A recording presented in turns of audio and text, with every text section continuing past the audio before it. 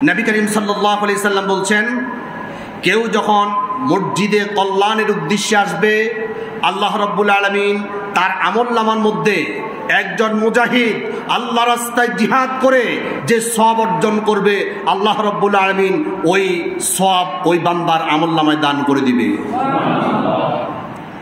রাসূলুল্লাহর হাদিস শুনুন, সুনান ইবনে মাজার হাদিস নাম্বার 227।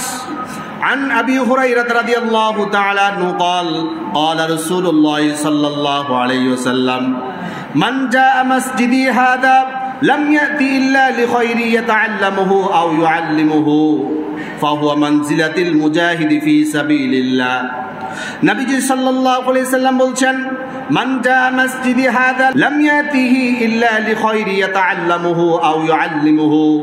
আমার মসজিদে কেউ যদি কল্যাণের উদ্দেশ্যে আসে, কিছু শিখার জন্য বা শেখানোর জন্য, ইয়াতাআল্লামুহু আও ইউআল্লিমুহু শেখানোর জন্য অথবা শিখার জন্য, কোনো কল্যাণের উদ্দেশ্য নিয়ে কেউ যখন মসজিদে আসবে, ফাহুয়া মানজিলাতিল মুজাহিদি ফি সাবিলিল্লাহ, তার মঞ্জিল তার মর্যাদা আল্লাহ রাব্বুল আলামিন এত উন্নত করে দেয়।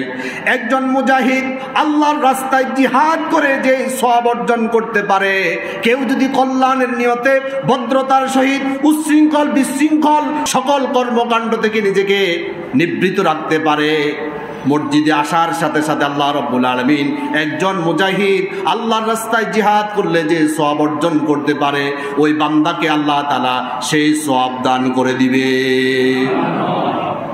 এরপর রাসূলুল্লাহ বলছেন, ওমান জা লিগায়রি যালিক, কেউ কল্যাণের নিয়ত না করে কেউ যদি অন্য কোনো নিয়তে আল্লাহর ঘরে আসে, ফাহুয়া বিমানজিলাতির রাজুলি ইয়ানজুরু ইলা মাতা'i গায়রিহি, তার অবস্থা এমন, অন্যের সম্পদ দেখে সে শুধু লোলুপ দৃষ্টিতে তাকিয়ে থাকে। একজনের 5 তলা বিল্ডিং, আপনি লোলুপ দৃষ্টিতে এটা তাকিয়ে তাকিয়ে দেখতেছেন, আহা এরকম যদি আমার একটা থাকতো, এরকম যদি সারা জীবন সে আফসোস করে, তার 2 পয়সা লাভ হবে? রাসূলুল্লাহ বলছেন, কেউ যদি কল্যাণের নিয়ত না করে অন্য কোনো নিয়ত করে মসজিদে আসে, তাহলে তার দৃষ্টান্ত হচ্ছে ওই ব্যক্তির মতো, অন্যের সম্পদ দেখে সে শুধু আফসোস করবে কিন্তু কিছুই অর্জন হবে না। এই ব্যক্তির অবস্থা এমন, সে যদি কোনো কল্যাণের নিয়তে না আসে মসজিদে, তাহলে তার কোনো ফায়দা মিলবে না।